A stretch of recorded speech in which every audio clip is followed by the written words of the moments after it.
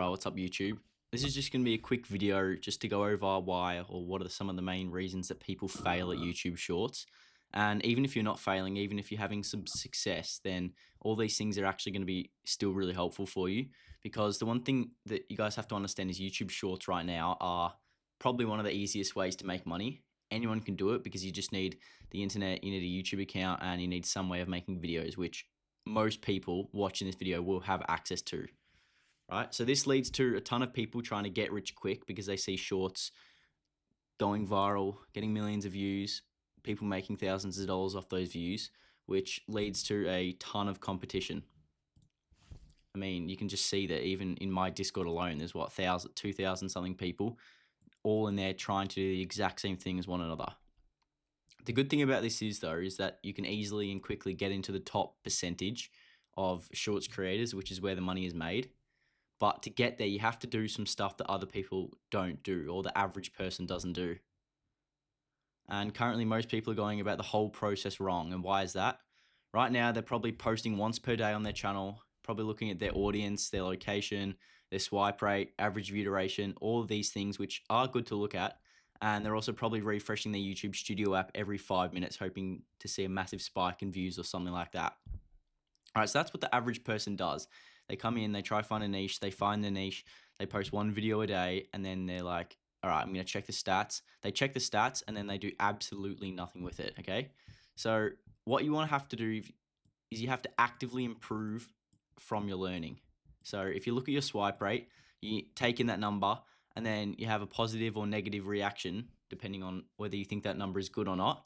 Then you go about your day. Well, I mean, that was like pretty pointless because you know your swipe rate now. If you don't actually do something with that information, if you don't figure out why it was lower than normal, why it was better than normal, why it was average, how could you improve it, then there's literally no point of even knowing your swipe rate. Your swipe rate is only there so that you can determine whether you need to improve it or learn from what is different about this one that you can bring over to your next few videos to sort of keep that increased swipe rate. The same goes for the average view duration or the retention. If you see people swiping off at a certain point, there's a little dip, then you want to go into that point, you want to figure out why people are swiping away there. Why is this part less engaging than the rest? Because if you know how long someone's watched your video for and you do absolutely nothing with it, then I genuinely cannot see a point of like needing to know why that is important. This is one of my favorite, I don't really know what to call it, but just images where it just shows you the power of tiny gains. So getting 1% better every single day for a whole year makes you 37.78 times better at whatever you're getting better at. And then obviously if you get worse, then it goes down. But you can't really get too much worse from a beginner or from a complete noob at making videos, making shorts. So let's just pretend this is another option. So there's two paths people can take. Most people take this little path here where they're just posting one video a day. They're having a look at their stats. They're not really taking anything in. They're not learning too much, but they're getting better because they're making more videos. Obviously, they're going to get a bit better at editing. They're going to pick up some random stuff along the way, and they're going to just get a bit better over time. But if you take the difference between where they end up over 1 year, that's a massive difference because this person here is getting better every single day. They're improving at just one tiny little thing. That's all you need to do. But you have to be actively learning and sort of using whatever you've learned. You have to actively be trying it out, testing stuff. If you figure something out that works, test it in your next video, see if it works again. Test it in your next video, see if it works again. Then in the next one, do the complete opposite, see what happens there. You can make videos trying to get low statistics or analytics just to figure out what doesn't work. Because if you make one video, it gets terrible analytics, but now you know what doesn't work. Now you know how to avoid that for a different video. And you're getting better, a tiny bit better over time. And there's this one point where obviously you're not going to be a professional, but it's going to flick over from you know how to make videos that go viral, or you don't know how to make videos that do well. You're just kind of hoping to. You've learned how to make a video. You've learned what to put in the video to make it do well. And obviously, as you get better and better, you're going to learn more and more, and then you're going to have more knowledge that you can use. But you have to be actively learning and using that learning to actually make your videos better. You can't just post videos every day and sort of pray for a viral video. It's just not how it works. All right, the next point I want to bring up is that you have to study your competition, and that's specifically the competition that you're sort of going up against who are the most viral. You want to have a look at what the most viral people are doing.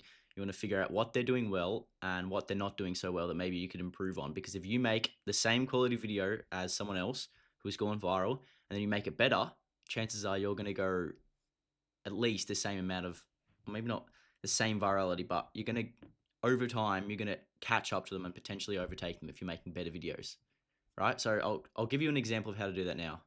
All right, so we come over to YouTube, and here we're going to go, I'm going to just look at the ranking niche. So I'll do hashtag ranking.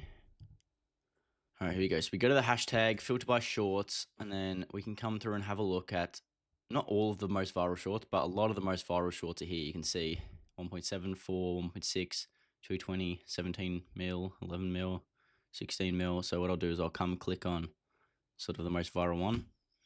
Am I back to life? All right, so the first thing I noticed straight away is Am I back to life?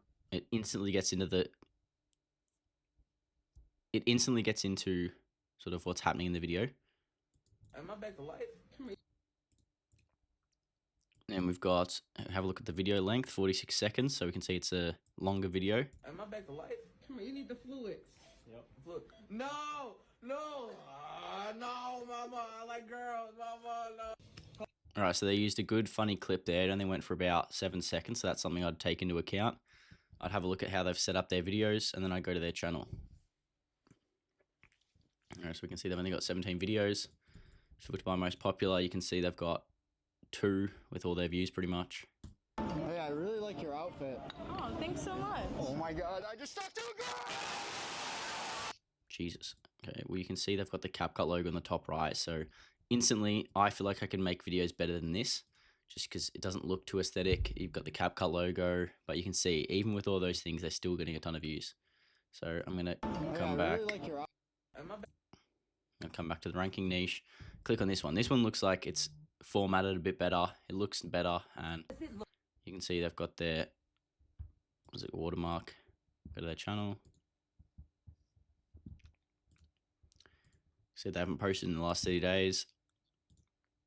And I'll just filter their top videos. So I'd have a look at what the relation between their top videos and like the content in the video is. How many? So they've got top 4, top 3. So it seems that the ones with less seem to do better. You can see they've got one here with 5. You can see they format it pretty well, and let's have a look at their hooks. No, sir. No, sir. We strictly enforce the speeding rules out here. Yes, sir. I understand. May I see your license, please? Yes, sir. Yes, sir. No problem. Hang on just 1 second. Thank you. That's one thing I noticed is their first clip's super long. It's about half the entire video. Something I'd take into account. Have a look. You can see they've got.